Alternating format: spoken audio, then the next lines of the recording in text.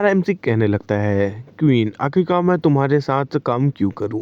क्योंकि तुम्हारे साथ काम करना इसका मतलब तो ये है कि मैं अपनी बर्बादी चाहता हूँ। कहने लगती है, तुम्हें इतनी बात करने की कोई जरूरत नहीं, बस तुम ये बताओ तुम करना चाहते हो या नहीं। मैं तुम्हारी खबर का इंतजार करूंगा, लेकिन अगर मुझे कुछ पता चला और अगर तुम टाइगर भी हो तो मैं तुम पे अपना काबू ले आऊंगा। एमसी जाने लगता है और सोच रहा होता है, इससे कोई फर्क नहीं पड़ता कि क्वीन का क्या प्लान है, लेकिन इसमें मैं और जो मेरा सेक्ट है उसका तो किसी भी तरीके से नुकसान नहीं हो रहा है। ये पल हमें टेलीपोर्टर का सीन दिखाया जाता है। ये काफी लंबा समय हो चुका है, यहाँ कोई नहीं आ रहा, मुझे डर लग रहा है। एक मास्टर, हमें इंतजार करने की कोई जरूरत नहीं, कोई भी बच्चे वहाँ से बाहर नहीं निकलने वाले। हम लोगों को डायरेक्ट डीमन सेक्टर वालों के ऊपर हमला कर देना चाहिए। लीडर कहने लगती है, हमारा जो हेंगू एकेडमी है वो अब डीमन सेक्टर पे हमला करने वाला है, सब लोग तैयार हो जाओ। सिस्टर उधर देखो, वहाँ से कोई आ रहा है। यार कोई आया तो सही।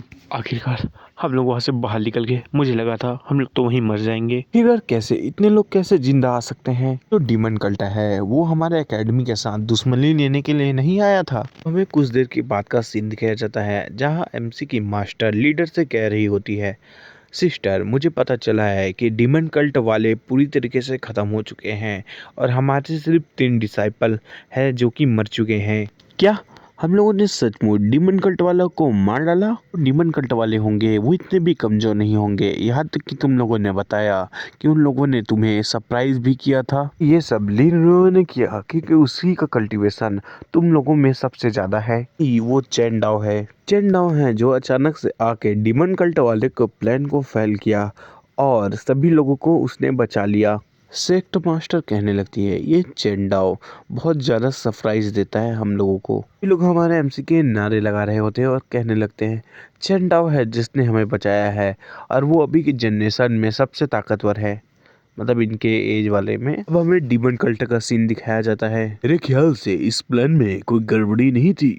क्वीन तुमने ये काम नहीं कर पाया। सेक्ट मास्टर, हमने जैसा सोचा था प्लान वैसे ही जा रहा था, लेकिन अचानक से सब बदल गया। उनके सेक्ट का सिर्फ एक आदमी ने हम लोगों को प्लान को गड़बड़ कर दिया, जिसका नाम चेंडाओ है। हमारा जो सेक्ट है वो सिर्फ रिजल्ट को देखता है, तुम्हारी ये बकवास बातों को नहीं।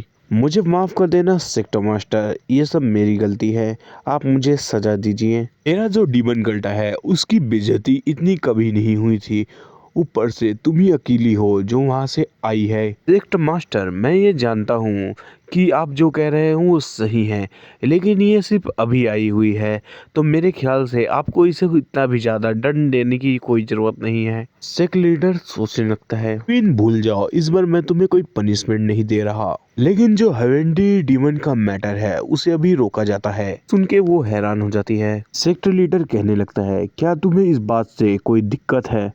क्वीन कहने लगती है, नहीं, आप जैसा कहे वैसा ही ठीक है। ऐसा है तो तुम नीचे जाओ और अपनी योग्यता मुझे फिर से साबित करो कि तुम बनने के वो लायक हो। जो हमारा सेक्ट है वो सिर्फ ताकतों को ही मानता है और तुम्हें हेवनली डीमन बनना है तो मैंने तुम्हें पहले ही कह चुका है, अपनी योग्यताओं को फिर से साबित करो। ये सुनने के बाद क्वीन कुछ नहीं कह पाती। अगले पल में दिखाया जाता है क्वीन बाहर आ चुकी होती है। आखिरकार क्या हुआ क्वीन, तुम इतनी जल्दी जा क्यों रही हो? क्वीन कहने लगती है, शुक्रिया एल्डर जो आपने मेरे साथ देने के लिए खड़े हुए। न जो सेक्ट मास्टर है वो मुझे कुछ सजा देने वाले थे। दिखाया जाता है एल्डर हाथ पकड़ने की कोशिश कर रहा होता है। क्वीन आगे बढ़ने की कोशिश करती है, तभी क्वीन का कंधा पकड़ लेता है। क्वीन मुझे ये बताओ, अगर ऐसा है मैंने तुम्हारी मदद किया है तो तुम आखिरकार मेरे लिए क्या कर सकती हो? क्वीन को गुस्सा आ जाता है, वो उसके हाथ को पकड़ती है, लेकिन वो अपने दांत को चबाती और कहने लगती है, एल्डर बताइए, मैं आपकी बात को सुनती हूँ। एल्डर कुछ कहने लगता है लेकिन हमारे समझ के बाहर है, तो आगे बढ़ते हैं। एल्डर कहते हुए जाता है, मैं तुम्हें बताते हुए चाहता हूँ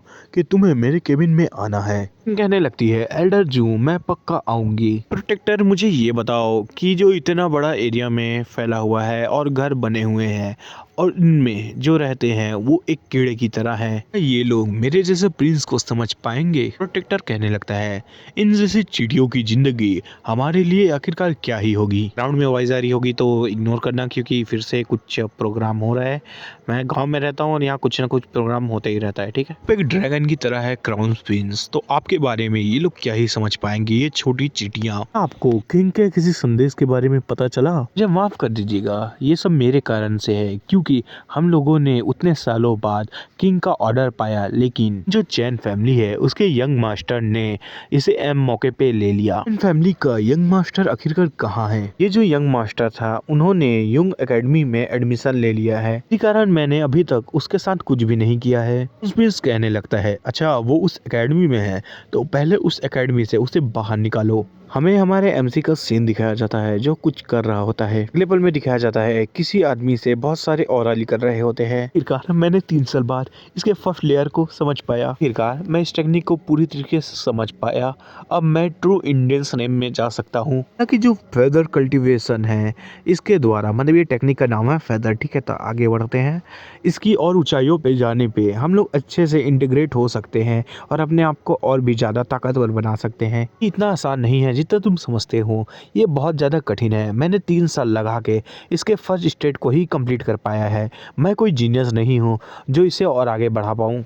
भूल जाओ, मैं और इंतज़ार नहीं करने वाला कंडेंस करने के लिए, इसलिए अब मैं भीड़ रहा हूँ। वो समझना आया हो तो मैं डिटेल में बता दूँ कि कुछ फेदर टेक्निक है जिसको लेके इनको प्रैक्टिस करना होता है। जिनका जितना ज़्यादा हो पाएगा उतने अच्छे से वो अपना बेस को सुधार पाएंगे और ताकतवर बना पाएंगे। इसने 3 साल तक मेहनत किया और सिर्फ ये फर्स्ट स्टेज को ही पार कर पाया, और अगर इसको और आगे जाना है तो इसको और सालों तक वेट करना पड़ेगा। तो ये बोलता है मैं इंतज़ार नहीं कर सकता। अब आगे बढ़ते हैं, समझ ही गए होंगे आप, आई होप। फैटी आता है और कहने लगता है, ब्रदर आप तो जूनियर ब्रदर चैन है ना? जूनियर ब्रदर चैन, आपने हम लोगों को डीमन सेक्टर से बचाया था और हम लोगों को तो मौका ही नहीं मिला है आपको धन्यवाद कहने का। जी कहने लगता है, तुम्हें शुक्रिया कहने की कोई ज़रूरत नहीं, ये तो मेरा फर्ज था कि मैं तुम लोगों को वहाँ बचाता। जूनियर ब्रदर चैन, आप भी फर्दर ट्रांसफॉर्मेशन को करना चाहते हैं? आप ब्रेक थ्रू करके कंडेंस रेम में पहुंच चुके हैं। जूनियर ब्रदर चैन, आप कितने जीनियस हो, आपको हमारे सेक्टर में आए ज़्यादा समय भी नहीं हुआ है और आप यहाँ तक पहुँच गए। एंडाओ, क्या आपने कुछ समझा? हमारा एमसी कहने लगता है, मुझे कहने में तो शर्म आ रही है लेकिन मैंने अभी तक कुछ समझा नहीं है। जूनियर ब्रदर चैंडाओ, आपको चिंता करने की कोई ज़रूरत नहीं, आप एक जीनियस है। आप हमारे ख्याल से 1 साल में सीख ही जाएंगे। हमारा एमसी आगे जाने लगता है और मन में सोचता है, ये जो फेदर कल्टीवेशन स्क्रिप्चर को अगर मैं सिस्टम से नहीं अपनी टेक्निक से सीखना चाहूँ तो मुझे इसके फर्स्ट लेवल को भी कंप्लीट करने में 15 या 10 साल लग सकते हैं। सब चीज़ों को भूल जाओ, मुझे पता है कि मैं क्या कर सकता हूँ। तुम एक काम करो, एडजस्टमेंट करो 50 साल की, कि इसमें मैं समझ जाऊँ। कोई नए आ रहे हो तो मैं पहले बता दूं, पुराने चैप्टर पहले देखिए, उसके बाद आगे को देखना, ठीक है।